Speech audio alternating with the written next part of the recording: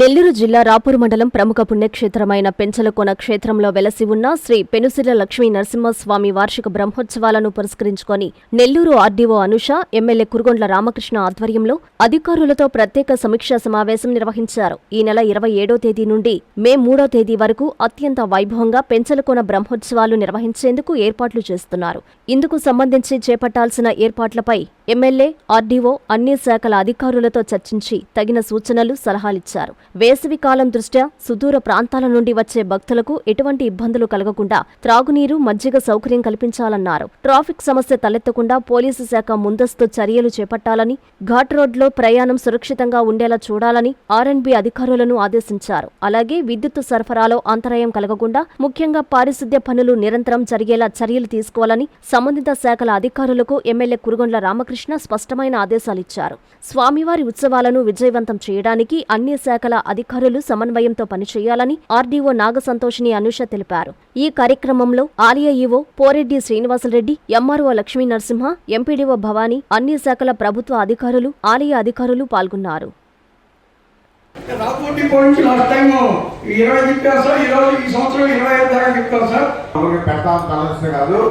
మీరు బస్సు నంబర్లు కూడా గ్రామాలన్నింటికి బస్సులు వస్తున్నారు. చుట్టుపక్కల గ్రామాలలో మీరు క్లోజ్ చేయాలి కదా డ్రైనేజ్. పోయినసారి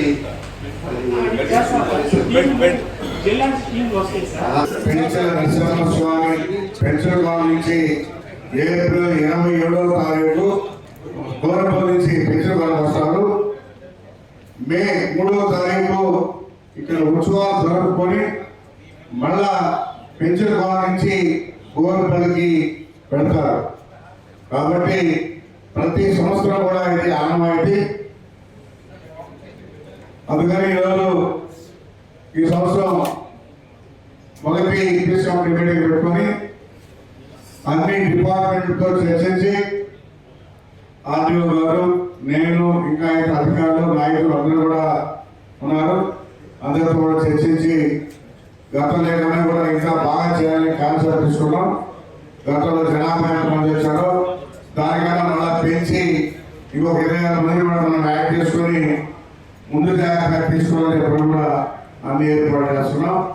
కాబట్టి స్వామివారి దర్శనం కానీ, భక్తులకి ఉండేదానికి కానీ, అదేవిధంగా భోజన ఏర్పాట్లు కానీ అన్నీ కూడా సిస్టమేటిక్ గా ఎలాంటి ఇబ్బందులు లేకుండా జరిగే విధంగా అన్ని చర్యలు చేపడతాం. ఇటు ఆర్డీఓ గారు కావచ్చు, నేను కావచ్చు, ఇంకా వస్తే కలెక్టర్ రావచ్చు, ఉండి దగ్గరుండి అన్ని డిపార్ట్మెంట్లు, పోలీస్ డిపార్ట్మెంట్ కావచ్చు, రెవెన్యూ డిపార్ట్మెంట్ కావచ్చు, అన్ని కూడా ఆ 2-3 రోజులు ఇక్కడే ఉండి అన్ని చర్యలు చేపట్టి భక్తులకు ఎలాంటి ఇబ్బందులు లేకుండా ఫ్రెండ్లీగా ఎవరు కూడా ఇప్పుడే చెప్పారు కసరగొడ్లు భక్తుల్ని వచ్చేవాళ్ళని మర్యాదపూర్వకంగా మాట్లాడి వాళ్ళకి దర్శనం ఇచ్చి మంచి భోజనం ఏర్పాటు చేసి పంపించాలని కోరుకుంటూ అందరూ కూడా మీరందరూ కూడా ధన్యవాదాలు చేస్తూ చదువుతున్నాం. మీడియా మిత్రులందరికీ నమస్కారం. ఈ రోజు ఏదైతే మన పెనుసిల ఈ లక్ష్మీ నరసింహస్వామి వారి యొక్క దేవస్థానంలో మనం ఈ బ్రహ్మోత్సవాలకి అత్యంత వైభవంగా లాస్ట్ టైం ఏదైతే టీం మనల్ని ఫామ్ చేసి ఎంతో ఘనంగా చేసాం, అదేవిధంగా ఇంకా అద్భుతంగా చేయాలన్న ఉద్దేశంతో మంత్రి గారి ఆదేశాల మేరకు ఈ రోజు ఎమ్మెల్యే గారి ఆధ్వర్యంలో ఈ కోఆర్డినేషన్ ఫస్ట్ సమీక్ష ఈ వేదిక ద్వారా మనం ఇక్కడే గుడి ప్రాంగణంలోనే జరపడం చూసాం.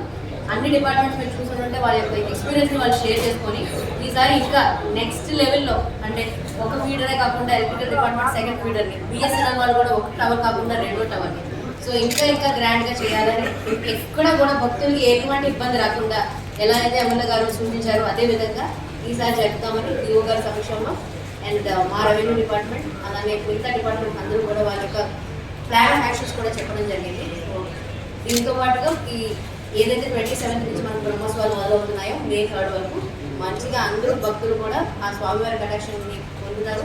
ఎంతో ఆరోగ్యంగా ఇంకా మంచిగా వాళ్ళ యొక్క జీవితాలు ఇంకా జరుగుతుందని ఆశిస్తూ చాలా బాగా చేస్తున్నాం బ్రహ్మోత్సవాలు. దాదాపు ఇక్కడ ఉండడానికి 99 మంది లాస్ట్ ఇయర్ పాల్గొన్న వాళ్ళే ఉండి ఉంటారు, అందరికీ తెలిసి ఉంటుంది. ఈసారి ఇంకా బాగా చేయాలని మన గౌరవ ఎమ్మెల్యే గారు చెప్పారు. ఈవో గారు కూడా తన సూచనలు అప్పుడే ఆయన చేసేస్తున్నారు. ఈసారి కూడా మనం ఆ హైవే దాటి మన కాంపౌండ్లోకి ఎంటర్ అయిన వెంటనే వాళ్ళకి మొట్టమొదటిగా నేను గమనించింది వాళ్ళకి ముందు వాష్రూమ్స్, కాలు చేతులు కడుక్కోవడానికి నీళ్లు, తర్వాత వాళ్ళకి డ్రింకింగ్ వాటర్, తర్వాత భోజనాలు ఇప్పుడే చెప్పారు ఏవో గారు ఎక్కడంటే అక్కడ కాకుండా ఎక్కడ దొరుకుతాయని ఆ స్టాల్స్ ఏదో ఏర్పాటు చేసినప్పుడు అవి. తర్వాత ఇక్కడ ఉన్న దేవాలయాలు కానీ కోనేరు కానీ వాళ్ళు చూడాల్సిన ప్రదేశాలు. అంటే వాళ్ళు మొదట్లో అక్కడ మన కాంపౌండ్లోకి ఎంటర్ అయిన వెంటనే వాళ్ళకి క్లియర్గా ఒక ప్లాన్ లాగా ఒక పెద్ద డిస్ప్లే బోర్డు ఏదో ఒకటి ఉండాలి.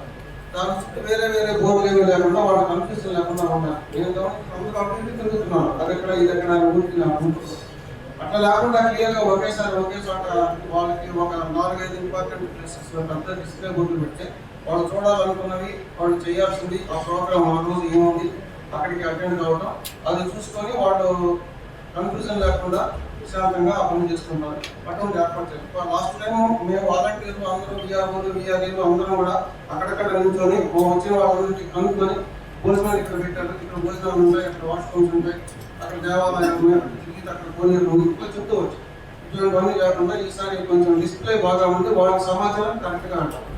ఎక్కువ వేరే బ్యానర్స్ లేకుండా అవసరమైన బ్యానర్లు మాత్రం లోపల ఉండి ఉంటే వాళ్ళకి చక్కగా ఉన్న తక్కువ టైంలో వాళ్ళు మొత్తం అన్ని చూసుకొని అట్లా ఇస్తున్నారు. అమ్మ చూపించే ఆప్యాయత, నాన్న కురిపించే ఆత్మీయత.